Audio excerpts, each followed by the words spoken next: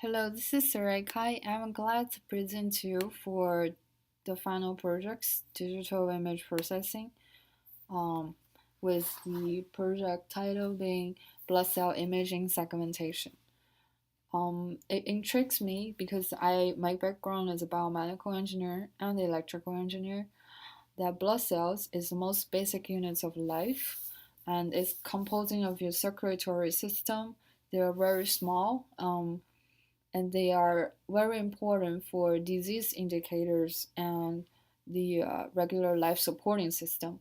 So, if any of those compositions or their percentage are changing, it might indicate some diseases such as leukemia, anemia, infection, malignancy, arthritis.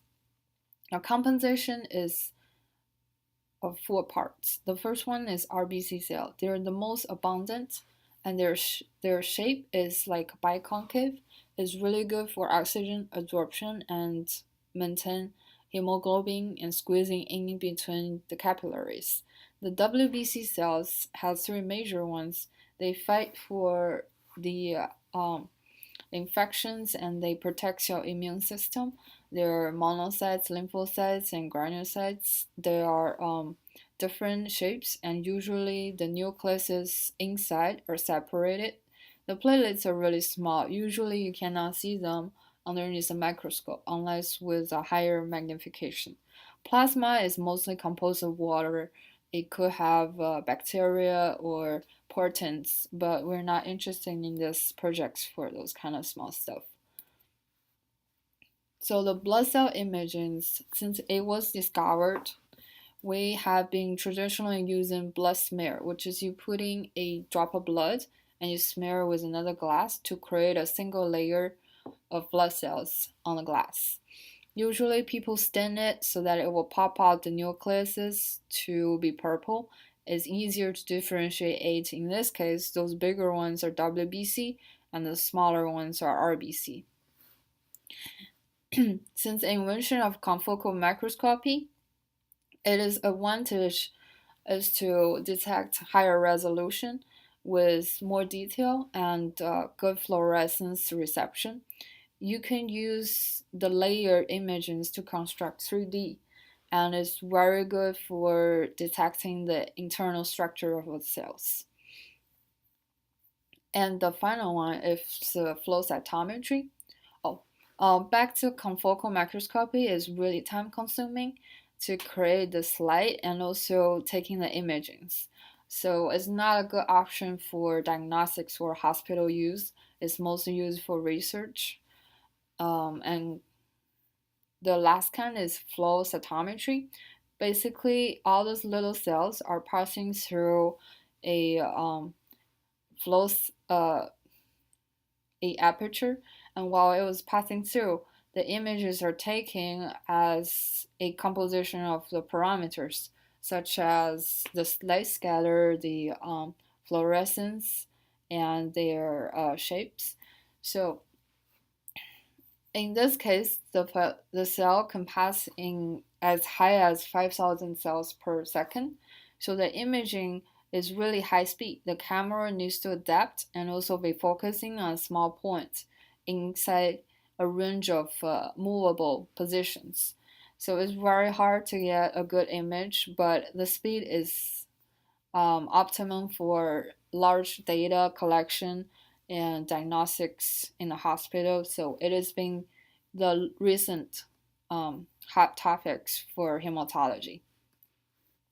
The problem statement is that we are going to focusing on the traditional blood smear, which is time consuming and requires a lot of manual labor to create, and we wanted to reduce the process and create automatic counting from those blood smears. The most challenging part of the blood smear ultimate counting is the blood cell segmentation. The segmentation methods for blood cells are separated into several different kinds. The first one is the morphological operations that we can tell that a is what we have studied on the class, including dilation, erosion, hole filling, and closing, to manipulate with the morphology operations to make the image appear to be larger or smaller, to get a good resolution and edge detection on the boundaries.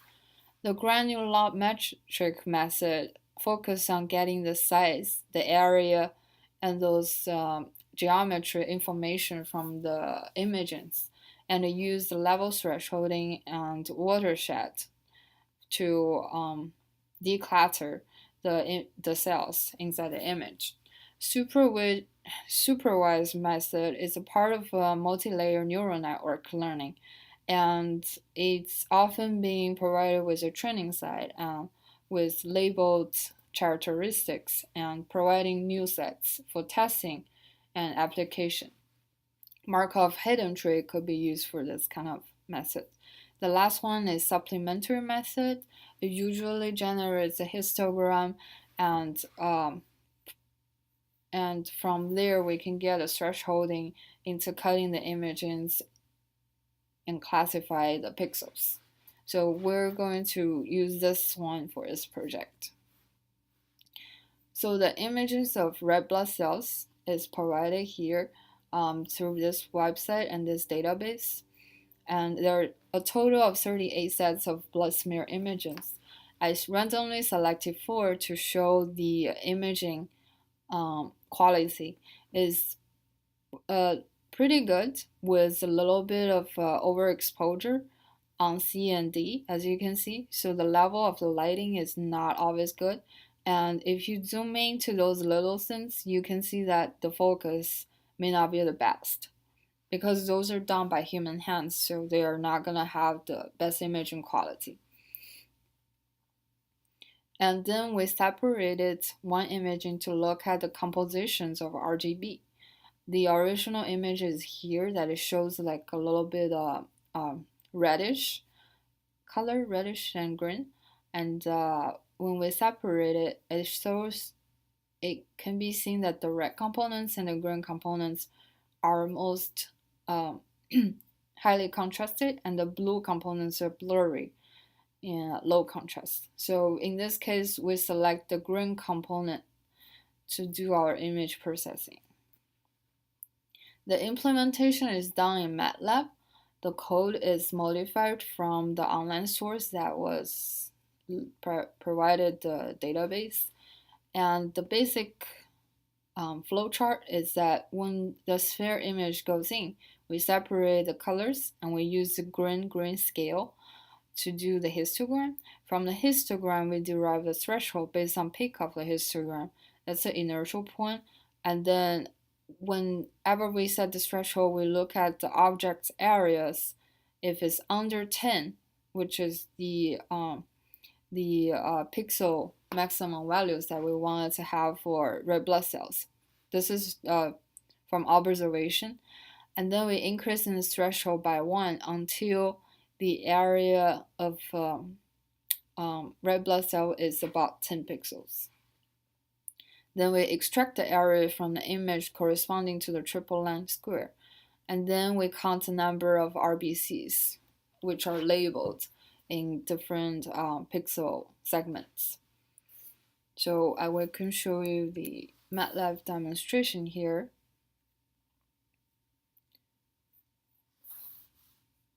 The MATLAB code is provided, and I have modified it.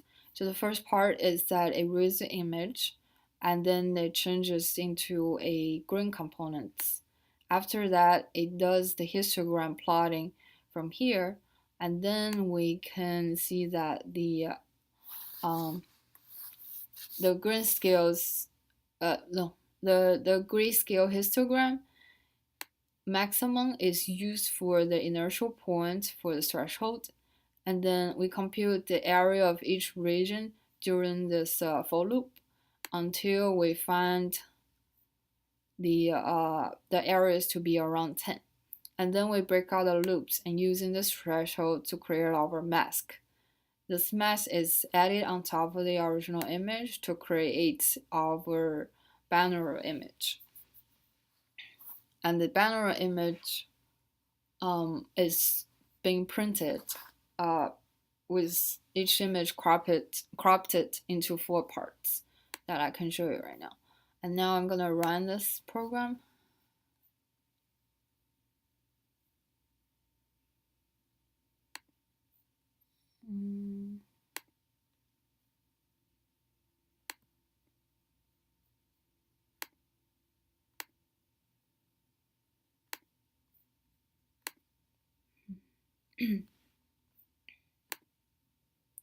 Might have a problem when I save it to another folder, but it's the same copy.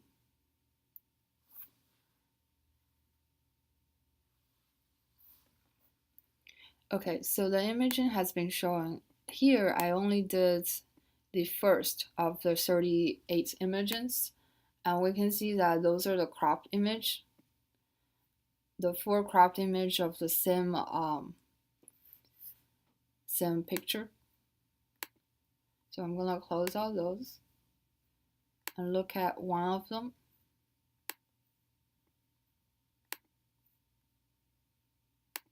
The object area histogram is also created. So now let's go back to our presentation, which I had already prepared the image. So we also tried to do filtering, but filtering is not improving the contrast because the contrast is already good. And after we use the 3x3 medium filter, the image got really blurred compared to the original green image. So we decided we're not gonna use the filter. The histogram shows that most of the pixels are clustered around 100 to 200 and is pretty consistent from image to image. Those are the histogram of 4 randomly selected images. Maybe some of the pics are different because the content of the images are different. They might have more cells, therefore you're gonna get different pics. So that means that we can generally using this histogram and apply it to multiple images without having a problem. The results we have shown is after the masking, we got the final banner images and the original images. We zoom it out and inside a cropped image to see the details. So the details we can see here is that one of the blood cells is being divided into 2 components, so it will be counted twice. But the rest of it, even here in the cluster areas, the cells are really well segmented. So the only problem is that the shape of this one is creating 2 cells. This could be improved by hole filling after we did the watershed. So if we change the algorithm, we can improve this kind of situation. It will increase in the count a little bit, but not too much. Looking at the another one, that we can see the original image is a lot blurry. This is the cropped image from the green.